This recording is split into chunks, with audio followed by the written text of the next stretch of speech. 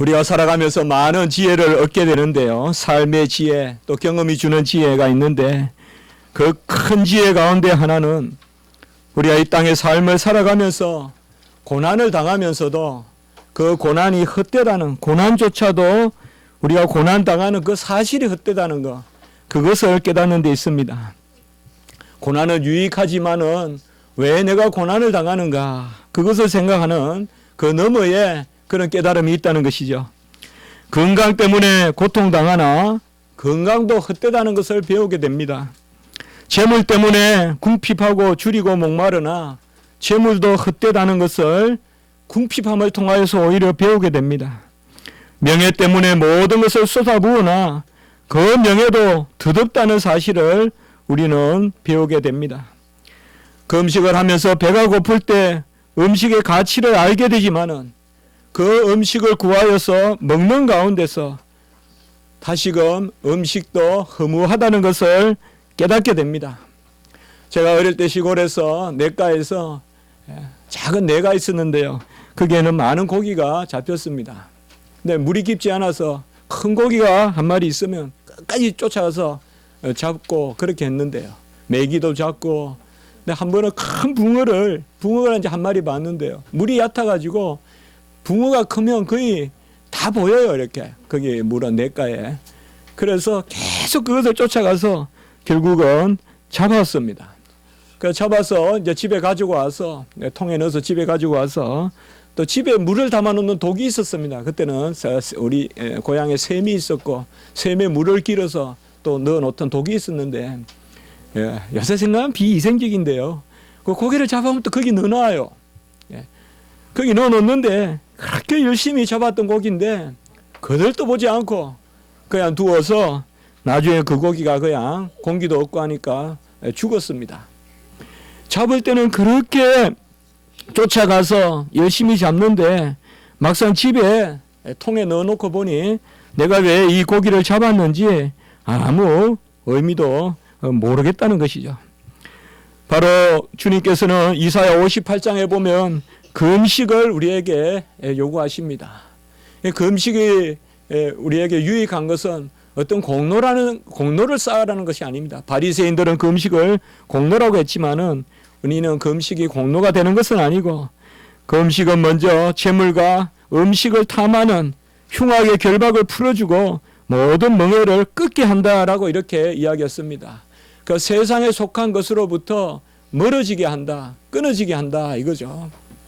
어떻게 보면 금식을 하면 얼마나 음식이 귀합니까? 우리가 그렇잖아요, 여러분들. 금식을 우리가 해보면 정말 음식이 귀하다는 걸 알게 돼요. 그리고 평소에 내가 없인 여겼던, 그저 하찮게 여겼던 그런 뭐 종지의 그 간장 그 한 입조차도 얼마나 맛있게 느껴지고요. 우리가 그냥 먹는 밥 이런 것들이 얼마나 금식을 하면 맛있게 느껴지는지 몰라요. 그러는데 오히려 금식을 통하여서 음식에 더 집착하는 식탐을 갖게 할 것 같은데 그게 아니라 음식이 갖는 어떤 흉악의 결박을 끊게 하고 끊게 하고 그리고 멍에를 끊게 한다라고 이렇게 이야기하고, 두 번째 이사야 58장에 보면 이 금식을 통하여서 그 양식을 다른 사람에게 나누어 주게 된다라고 이렇게 이야기합니다. 묘하죠. 우리는 금식을 통하여서 음식이 귀하다는 것을 깨달았지만은 또한 더불어서 음식 그 자체가 귀한 것은 아니라는 것을 알게 되므로 그 음식을 나누는 것, 그래서 재물에 갇혀 있고 매여 있는 흉악의 결박을 끊고 우리의 그런 멍에를 끊게 할 뿐만 아니라 이웃에게 음식을 나누어 주는 그런 것이 바로 금식의 의미다. 우리가 금식을 하면 이런 것을 다 깨달아 알 수가 있는 것입니다. 헛되며 헛되고 헛되니 모든 것이 헛되다고 전도서 기자가 말씀을 했고, 해 아래 행하는 모든 것이 다 헛되어 바람을 잡으려는 것과 같다라고 역시 전도서에서 말하고 있습니다. 이 말은 그저 시적인 표현임에 불과한 것이 아니라 우리 인생이 그런 것입니다. 높은 망대를 쌓을 때 여호와를 떠나서 쌓으면 그만큼 나의 추락이 커질 것이요, 크게 쌓으면 크게 무너진 바벨탑과 같은 그런 것입니다. 여호와의 말씀이 없는 지혜는 번뇌를 낳을 뿐이고 여호와의 말씀이 없는 그런 책과 지식은 근심만 쌓을 뿐입니다. 전도서 1장 18절에 보면 지혜가 많으면 번뇌도 많으니 지식을 더하는 자는 근심을 더하느니라 라고 이야기했습니다. 이 말씀도 전혀 그릇됨이 없습니다. 중심이 없는 지식은 우리를 불안하게 하고 번뇌케 하고 오히려 무지한 대지가 낫습니다. 하나님을 모르고 그저 세상의 지식을 무분별하게 받아들였을 때 오히려 우리의 영혼이 찢어지고 방황하고 어찌할 줄 모르고 오히려 지식이 번뇌를 낳고 근심을 낳는다는 이 말이 우리에게는 정확한 말로 인정이 되는 것입니다. 시편 102편 오늘 앞부분에 읽었던 말씀에서 보면 특별히 시편 102편은 다윗이 극심한 고통 가운데서 인생의 허무함을 노래하고 있습니다. 다윗은 아주 큰 고통 가운데서 102편 2절에 보면 나의 괴로운 날이라고 했고 시편에서 이만큼 고통을 잘 표현한 그런 시편이 없습니다. 뼈가 숯같이 탄다고 했습니다. 뼈가 숯같이 타고 음식을 전폐하고 탄식하니 마음이 시들고 뼈가 살에 붙었다라고 이렇게 이야기합니다. 마음이 시들시들해지고 뼈가 살에 붙었고 잠을 이룰 수 없으니 자신의 모습이 바로 지붕 위에서 밤을 새는 참새의 모습과 같다. 애로운 참새와 같이 밤새 지붕 위에 떨고 있는 그것이 바로 내 모습이다. 밤에는 잠이 오지 않고 음식을 전폐하니 뼈가 숯과 같이 타고 살이 가죽에 붙고 통회하는 가운데 그의 음식은 죄요 그의 음료는 눈물이다 라고 이렇게 말하고 있습니다. 이 고통이 어떤 고통인지 그저 나의 괴로운 날이라고 했기 때문에 알 수는 없지만은 이 시편 102편 시편 기자 아마 다윗이 아닐까라고 우리가 생각하지만 확실한 저자는 알 수가 없습니다. 그게 중요한 것은 아닙니다. 그래서 이 시편 102편의 기자는 이 극심한 고통을 노래하는 가운데서 한 가지 진리를 깨닫는데 그것은 하늘을 짓고 땅을 지으신 그 하나님만이 영존하시고 하나님만이 영원하신 것이지 하늘도 땅도 다 쓰러지고 폐하여진다라는 그 진리를 깨닫는 것입니다. 아까 제가 말씀을 드렸지만은 우리는 금식을 통하여서 어떤 빈핍의 고통을 체험해 보는 것입니다. 없는 것에 배고픔. 우리가 아무도 그런 걸 느끼지 않죠. 그러나 우리가 배고파 보면 정말 하루 굶으면 이틀 굶으면 여러분 한 이틀만 굶으면 아무도 양반 없어요. 다 보이는 대로 그냥 손에 잡히는 대로 먹게 되지 뭐 젓가락 찾고 그런 여유도 없어요. 그런 가운데서 바로 빈핍한 가운데서 하나 크게 깨닫는데 그것은 오늘 우리가 시편 102편 마지막 부분에 보면 주의 연대는 무궁하니이다. 나의 날은 지나가고 주의 연대는 무궁하리라 라고 이렇게 말씀하고 있습니다. 여기 날이라는 말은 바로 히브리어로 이옴이라고 하는데 이옴 바로 우리가 날마다 쓰는 그런 날입니다. 하루하루 나의 날은 다 지나가고 허무하게 없어지나 주의 연대는 이건 샤나라고 하는데 이 주의 연대라는 말은 뭔가 하면 바로 주님 안에 있는 시간입니다. 세상에 흐르는 시간이 아니라 주님 안에 있는 시간. 이것은 우리가 청량할 수 없습니다. 바로 이 단어는 샤나라는 단어를 쓰는데 우리가 굳이 표현해 본다면 주의 시대, 주의 세대, 주의 연대는 무궁무진하다라고 이렇게 말씀하고 있습니다. 오늘 읽었던 시편 102편 25절에 보면 주께서 애적에 땅에 기초를 놓으시고 하늘도 주의 손으로 지은 바 되시는데 26절에 보면 천지는 없어지려니와 주는 영존하시겠고 천지는 다 없어집니다. 성경 말씀 그저 비유로만 듣지 마세요. 천지도 없어집니다. 그러나 주는 영존하시겠고 그것들은 다 옷같이 낡으리니 의복같이 바꾸시면 바뀌리노야. 옷같이 낡아지고 의복같이 바꾼다 이 말이야. 여기 옷은 속옷을 말해요. 의복은 겉옷을 말하고, 바로 천지는 속옷과 같이 낡아지고, 이스라엘 백성은 속옷은 자주 안 갈아입었는 모양입니다. 그래서 속옷과 같이 점점 낡아지고, 옷은 사람이 입었을 때 옷 기능을 하죠. 옷이 썩는 것은 참 서글퍼요. 옷이 썩는 모습을 보면 서글프다고요. 그 옷도 속옷은 낡아지고 속옷은 썩어지고, 겉옷은 뭐예요? 이스라엘 백성은 낮에는 더우니까 벗고 또 밤에는 추우니까 입고, 이 겉옷은 그러니까 제일 재산 1호가 겉옷이에요. 이 겉옷을 잘 입고 있는 거, 그게 오늘날로 말하면 좋은 집을 가진 거와 마찬가지예요. 그 채석 옷을 입었다 이러면 최고의 보물을 가진 것인데, 바로 요셉과 같이요, 바로 그런 거예요. 그런데 바로 겉옷과 같이 바꾸어지려니와, 천지도 속옷과 같이 낡아지고 천지도 겉옷과 같이 변한단 말이에요. 입었다가 벗었다가 입었다가 벗었다가 그렇게 이야기합니다. 그런데 27절에 보면 주는 한결같으시고 주의 연대는 무궁하니라 라고 이렇게 시편 102편 27절에 말씀하고 있습니다.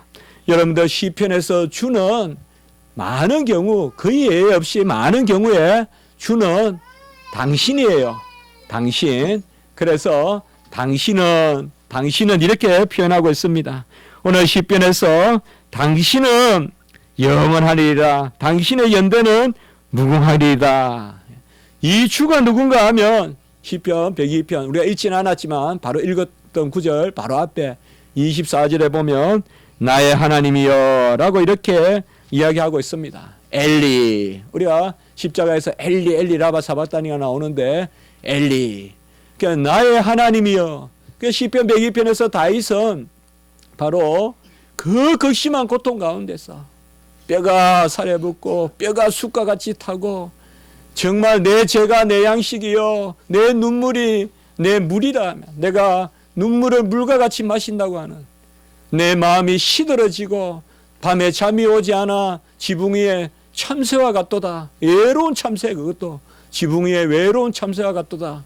그런 고통 가운데서 이 다윗이 하나의 큰 진리를 깨닫는데, 그 음식의 배고픔을 통하여서 바로 음식이 중요한 것이 아니라 그것을 지으시고 주장하시는 하나님이 중요하다는 것을 깨닫듯이, 바로 시편 102편의 기자는 그 극심한 고통을 통하여서 천지도 다 없어지려니와 오직 주는 영원히 계시고 영존하시고 주의 연대는 무궁하시리라 라고 이렇게 말하고 있는 것입니다. 이 나의 하나님, 이 나의 하나님을 오늘 히브리서 우리가 읽었던 1장 10절에서 제일 첫 번째 보면 주여 태초에 주께서, 우리 이것을 잘 생각해야 됩니다. 오늘 히브리서, 그래서 제가 두 구절 다 읽었거든요. 사실 시편 102편을 인용한 건데 히브리서 1장은요. 여기에 보면 조금 히브리서 1장은 바뀌어서 나와요. 히브리서 1장 10절에 주여라고 하는 이 주는 너는 이란 뜻이 아니고 바로 쿠리오스라고 하는 거예요. 우리가 쿠리오스라고 부르는 그야말로 주라는 뜻이에요. 영어로는 Lord. 바로 그리스도를 뜻해요.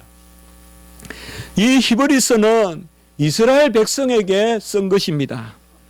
이스라엘 백성들, 히브리 사람들에게 읽으라고 쓴 것이 바로 히브리서인데, 히브리 사람들은 그 당시에 천사를 숭배했어요. 천사를 중보자같이 여겼어요. 이것은 헬라 철학의 영향도 있어요. 헬라 철학에는 천사 숭배가 있거든요. 사람이 죽어서 천사같이 되기를 바라는 그러한 영혼 불멸이 천사와 연결돼서 섬겨지거든요.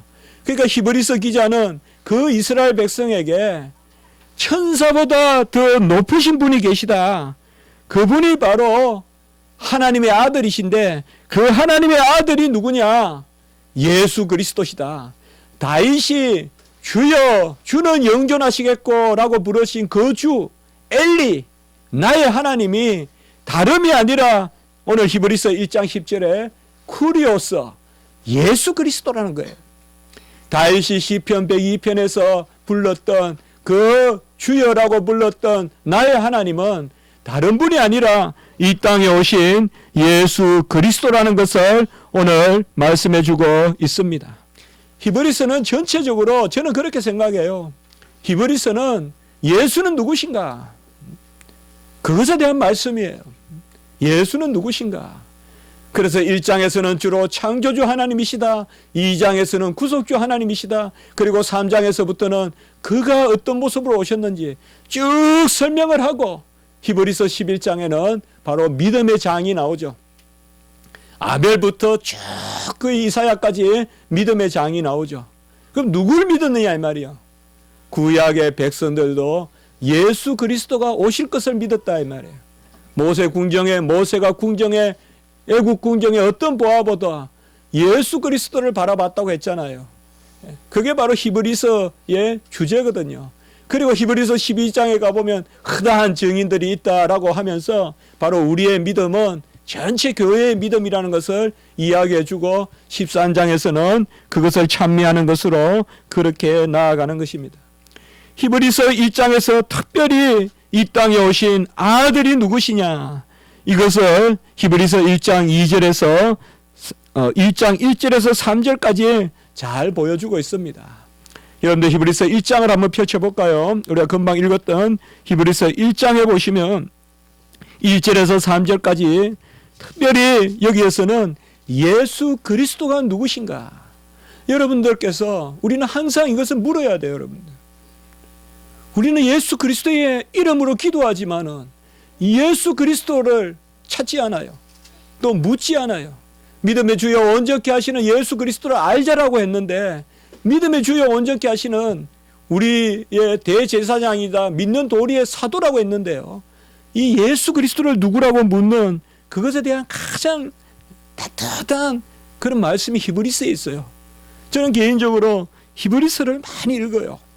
히브리서가 아주 보면 우리에게 따뜻하게 와요. 담대함도 줘요. 담대하게 나아가자. 그리고 그가 단번에 영원한 제사를 드렸다. 우리의 대제사장이다. 이제는 이 땅의 성소가 아니라 하늘 성소에서 나를 위하여 기도하신다. 이런 것들이 히브리서에 들어있거든요. 이 히브리서는 바로 1장 2절에 보면 이 모든 날 마지막에 아들이라고 했죠. 이 아들에 대하여 증거하는 거예요. 천사가 아니라는 거예요. 아들이다 이 말이에요. 이 땅에 오신 예수 그리스도는 하나님의 아들이시다. 그래서 그가 만유의 후사인데요. 첫 번째는 보면 히브리서 1장 1절에서 2절에 보면 옛적의 선지자들을 통하여 여러 부분으로 말씀하신 하나님이 마지막에는 아들을 통하여 우리에게 말씀하셨다라고 해서 이 땅에 오신 예수 그리스도가 계시의 주님이라는 것을 나타냅니다. 베드로전서 1장 2절 23절에 보면 살아있고 항상 있는 하나님의 말씀이라고 했잖아요. 이것이 바로 이 땅에 오신 예수 그리스도께서 계시시다. 하나님을 알리시려고 이 땅에 오셨다. 그리고 1장 2절 후반부에 보면 그로 말미암아 모든 세계를 지으셨느니라. 이것은 바로 창조주 하나님이 되시는 것을 보여주고 있습니다. 그리고 1장 3절의 중반부에 보면 그의 능력으로 말씀을 붙드시며 바로 섭리주입니다. 그래서 이 땅에 오신 예수 그리스도께서 창조의 주이시고 그로 말미암아 만물을 지으셨고 그가 능력의 말씀으로 만물을 붙드시고 바로 섭리주가 된다. 통치하시고 보존하시는 섭리주 하나님이 된다는 것을 보여주고, 세 번째는 1장 3절 후반부에 보면 죄를 정결케 하는 일을 하시고, 이것은 바로 예수 그리스도께서 이 땅에 오신 구속주라는 것을 보여주는 것입니다. 그래서 히브리서 1장 1절에서 3절은 잘 우리가 새겨야 될 말씀입니다. 바로 이 땅에 오신 예수 그리스도는 영원하신 하나님의 아들이고 우리도 그와 함께 자녀가 됐다는 것입니다. 언약의 자녀가 됐다는 거예요. 오늘 그것을 우리는 세례를 통하여서 인친 것입니다. 우리가 예수 그리스도와 함께한 자녀라는 거죠. 로마서 8장 17절의 말씀과 같이 예수 그리스도와 함께한 자녀다. 그가 만유의 후사시고 우리가 그와 함께한 기업이다.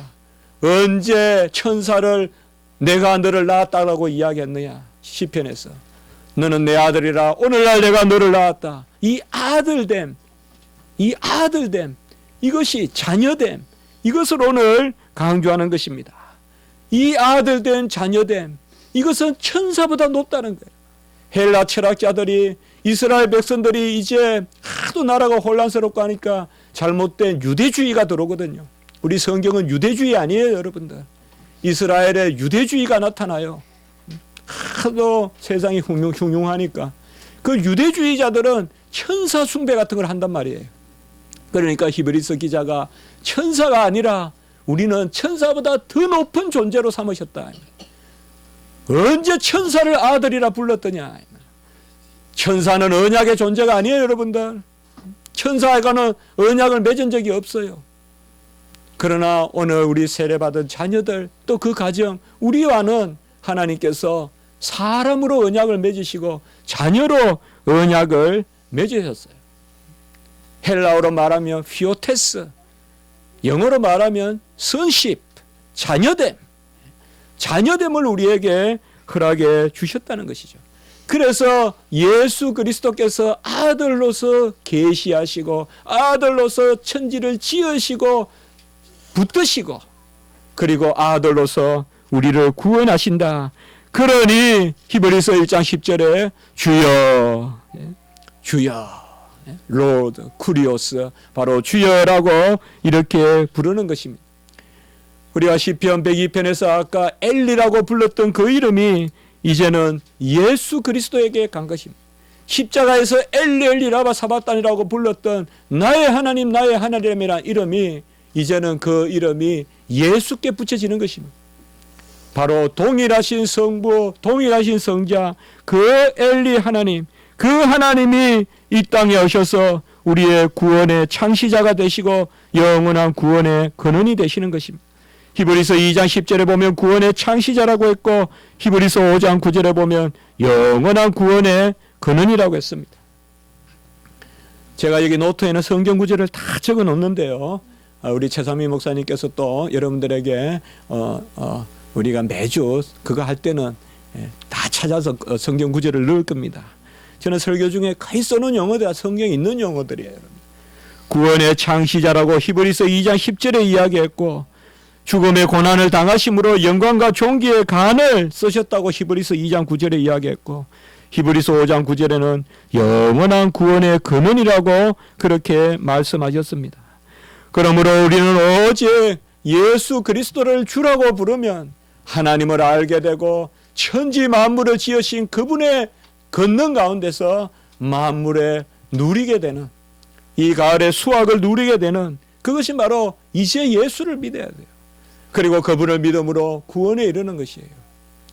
예수를 통하여서 먼저 우리는 구원을 받고 그리고 예수를 믿음으로 구원받는 가운데서 모든 만물을 누리게 되는 것이에요. 영생의 자녀들은 하나님께서 필요한 것으로 채워주시는 것입니다. 오늘 1장 10절에 보면 태초에 땅에 기초를 두셨고 하늘을 자기 손으로 지으셨고 아까 이것은 시편과 거의 같은 말씀입니다. 주님께서 땅에 기초를 주셨다는 말이 뭘까요? 태초에 땅을 짓기 전에 땅에 기초를 두셨다고 그렇게 말씀했는데요. 땅의 기초는 여러 가지를 말할 수가 있지만은 시간과 공간 그런 것을 뜻한다고 볼 수 있어요. 태초에 하나님은 땅을 짓기 전에 시간부터 지으셨어요. 그리고 공간도 지었어요. 우리는 시간과 공간이 없는 그런 상태와 세계를 아무도 생각할 수도 없어요. 우리는 묵상하기도 어려워요. 영혼에 대해서 말은 하지만은 묵상하기는 어려워요. 그러나 예수 그리스도께서 모든 땅의 기초를 놓으셨다.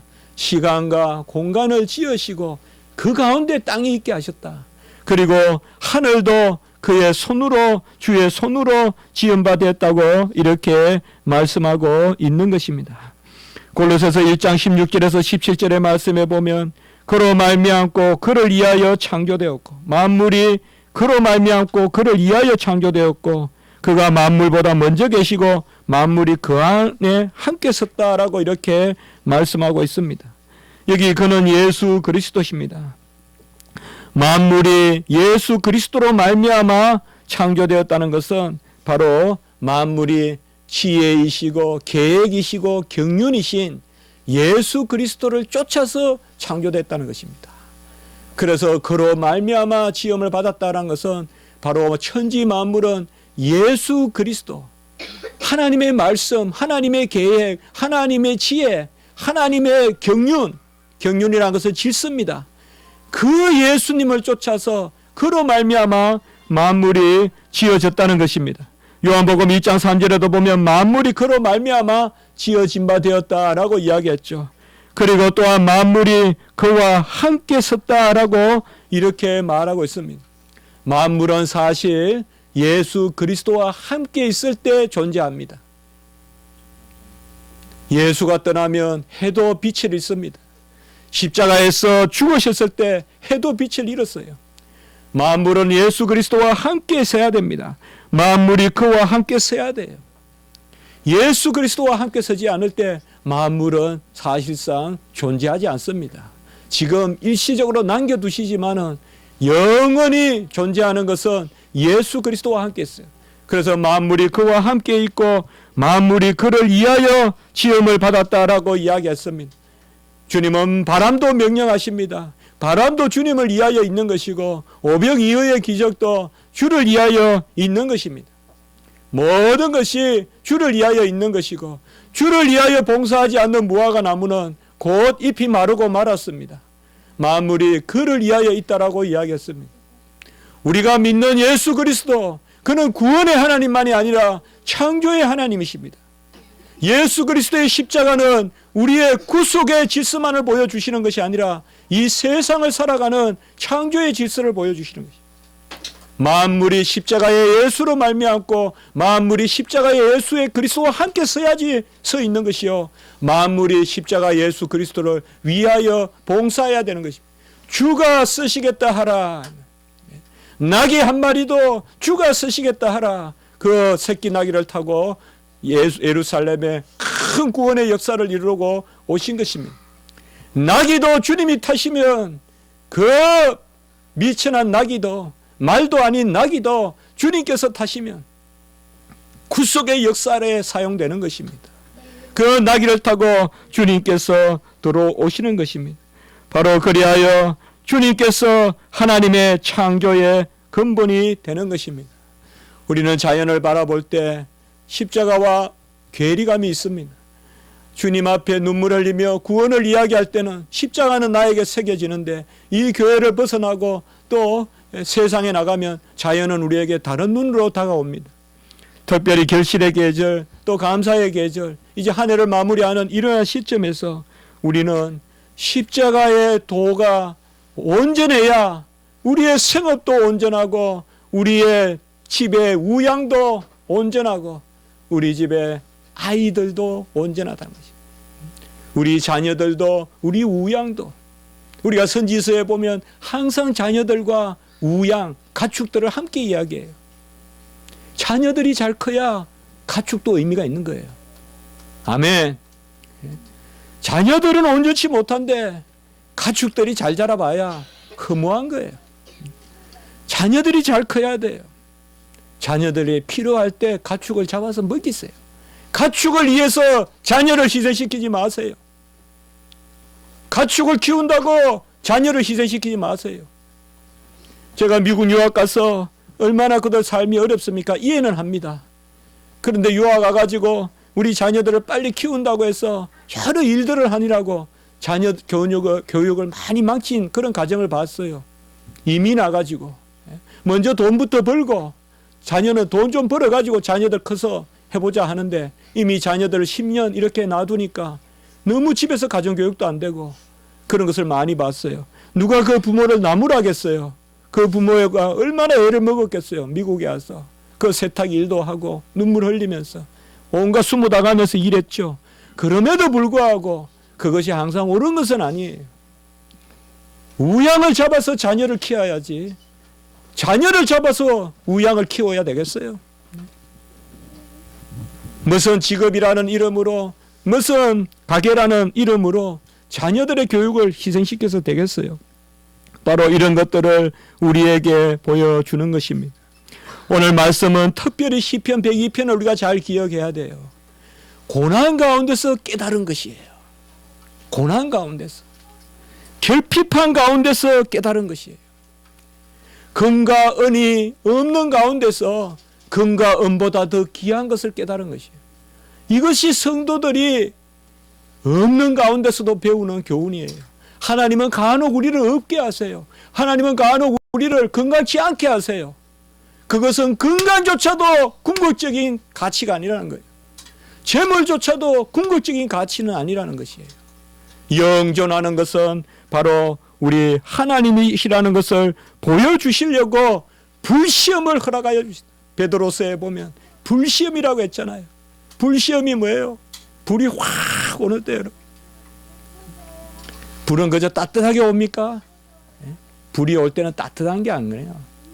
아주 뜨거워요. 확 타는 불은 얼마나 뜨거운지 몰라요. 덜불 같은 거, 덜에 불이 붙어 확 올 때 얼마나 그 화기가 뜨거운지 몰라요. 그 불시험이라는 거예요. 바로 네로가 이제 소아시아의 핍박이 이제 네로가 이제 막 다 잡아 죽이는 그런, 실제로 네로는 로마를 불로 태웠지만은, 불을 로마 시내를 다 불질렀지만은 그 불시험을 당하는 것을 오히려 즐거워하라라고 베드로전서 4장 10절에 이야기했어요.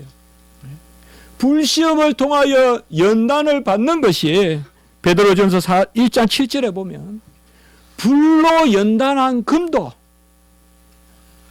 불로 연단한 금은 뭘까요? 금을 불로 연단했으니까 얼마나 단단하겠어요.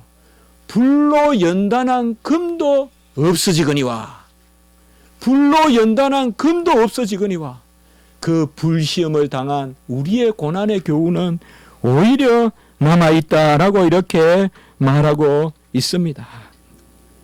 어려움이 있으나 힘든 일이 있으나 오히려 우리가 배우는 것은 그것을 통하여서 오히려 그것은 헛되다.